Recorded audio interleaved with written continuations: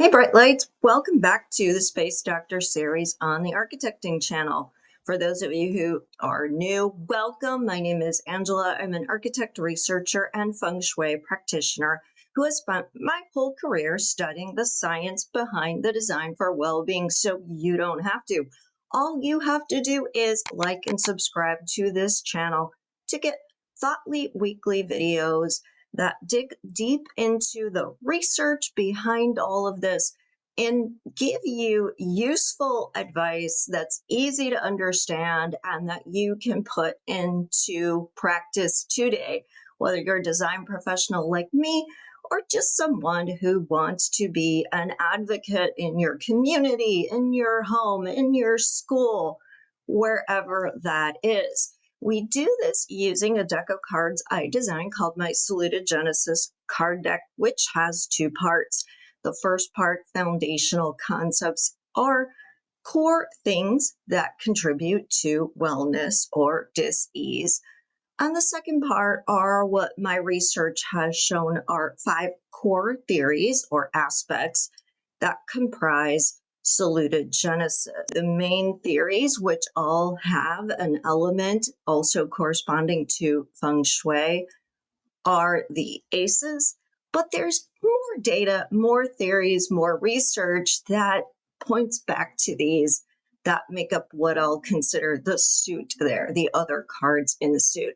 So every single week, I do set an intention that the messages that we get, the cards we draw, are going to be the ones that we most need to be thinking about this week. So my challenge to you is always to not just learn about the things I'm talking about, but to think about how you could specifically put them to use in your own work or in your own life. So I shuffle the cards, I draw one from each part of the deck, and then we talk about them from there. So the other thing I want to point out is I am not talking about every possible thing I could, the most complete definition of a topic or research that is related to a card that I draw. I will talk about the two cards as they relate to each other. So that's why you definitely want to keep coming back, because you're going to hear something different every time I draw a card, because the companion card will be different. So it's not an overload of information, but over time, you're going to learn more and more. So the card that I drew from the foundational parts of the deck for this week is the equity card. Love the imagery on this card. I had a lot of fun coming up with this. The idea that we have a pizza that's actually made from many very different slices. You can see all of the different toppings. That is really what equity is all about. It's not about equal opportunity. It's really about fairness and justice. A pizza itself is an interesting thing to think about, because it is, when it's cut this way, both triangles and circles. So the idea here is that we can question standard ideas. We can question how we want to define things, and that we can think about how we have the unity of the circle, which represents wholeness and completion, but also the value of all of the parts, which the triangles symbolize strength and stability. So you could see those two dynamics really working together there. Now, the card that I drew from the aspects part of the deck is the card of social choice.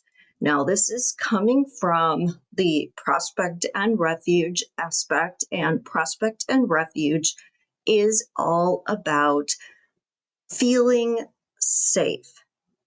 I shelter. It is about being able to be in a place where you feel secure and yet have awareness of your surroundings, where you can then make the choice about what you are going to do next.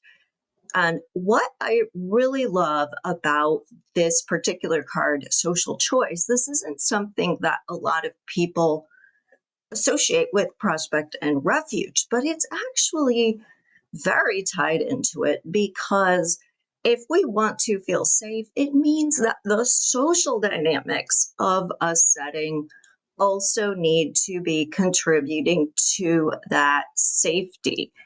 And this is associated with the earth element, which is all about stability, groundedness, solidness, predictability. We have to acknowledge that there are introverts and extroverts in the world. People like to be able to either do things in a solitary way or in a group. And that is also a fluid thing. Sometimes we need to do quiet, focused work, even if we're an extrovert. Sometimes, even if we're an introvert, we need to be working collaboratively with others. So, this card really acknowledges the full dynamic that social choice can be around a task that needs to happen, but it can also be around having a setting that suits everyone's needs. So you could see how it ties very specifically here with the equity card, in that we're acknowledging that we have different needs as individuals, different preferences as individuals, and being able to accommodate those are going to make us be more comfortable in a situation and better able to perform well in that situation. But also having social choice that's suited to an activity makes a lot of sense. So let's put this together in terms of design. Let's think about how this works. It can mean that when we have a space where we're going to have a lot of different people gathering, so it could be a workspace, it could be a multi-purpose room, a conference area, a lobby, a lounge, a break room, even places like a library or a lobby, a public space. We want to think about accommodating a variety of people and activity. And that means we're going to want furniture that's in different size groupings or different arrangements, or that could be moved around and reconfigured. We're going to want the ability to sit along the edges of the space where we're participating, but more pulled back from the action, as well as the ability to be right there in the thick of things.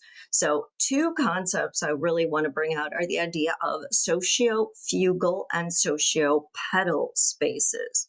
So, sociopetal means we want to pull people together, we want to encourage socialization.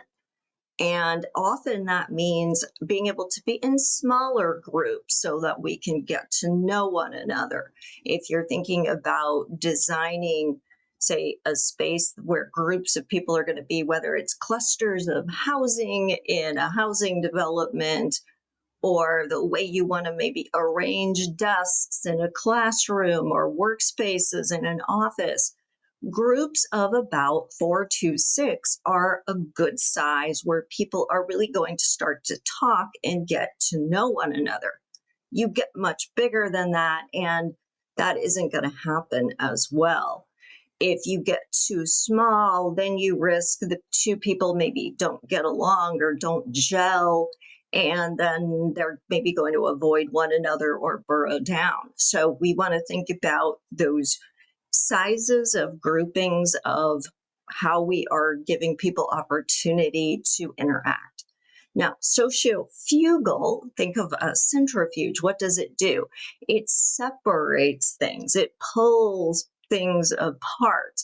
And that is what sociofugal spaces do. They're ones that encourage individual activities or quiet focused work. So you can think of things like pews in a church. Everyone is facing forward because the point is to have an individual experience, even in the context of a room where there may be 200 people sitting there.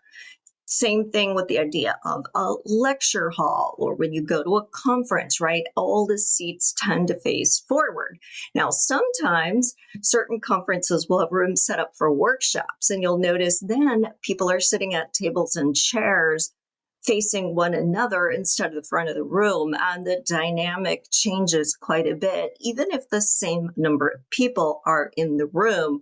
Just that seating configuration from sociopetal to sociofugal makes a huge difference. Another way this could work is, say, study carrels, cubicles, alcoves, a secluded corner, a lower ceiling even, or benches against a wall. These are spaces that are sociofugal, that are going to encourage people to be more either in very small groups or very individual groups. And as you can imagine, introverts are going to tend to gravitate toward the sociofugal spaces, extroverts toward the sociopetal spaces. So when we think about equity in design, specifically related to social choice, it means that we want to make sure that we are giving all of those opportunities. And also the fact that we can move fluidly among them. So maybe an introvert might walk into a room and sit along the edge initially. But if what's going on is something that is engaging to them, they may want to move into the center and be more involved or say something. It's important to remember that introverts are not shy. They may not even have social anxiety. It's just that they don't get their energy by interacting with people. So they are not going to choose to be in a highly social situation unless they feel they have something to contribute and say. So by giving them that opportunity to be more in the background and get their bearings and take the temperature of the room, we're actually helping them to more meaningfully and powerfully engage when they do, by being mindful of how we could set up small groups for encouraging sociopetal activity.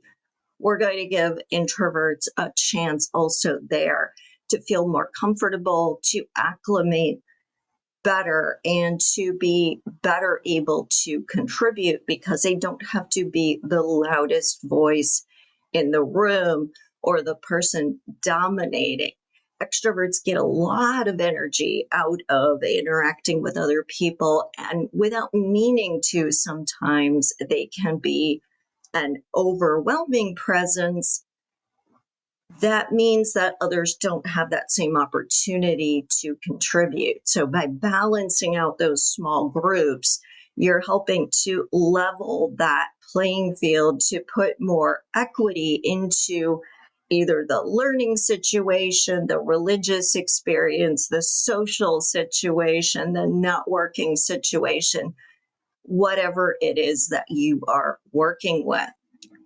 I hope that you have learned a lot today about why equity matters specifically around social situations, why feeling safe and having your social needs met is very important for people to effectively perform in a space, to get the most out of an experience, to have good social interaction that feels positive for them and not stressful, to avoid situations where people feel isolated or lonely, but to also respect the need for a more private experience. So thank you for joining me. Remember to like and subscribe and leave a comment. I love hearing how you are applying what you learn, and I will see you next time.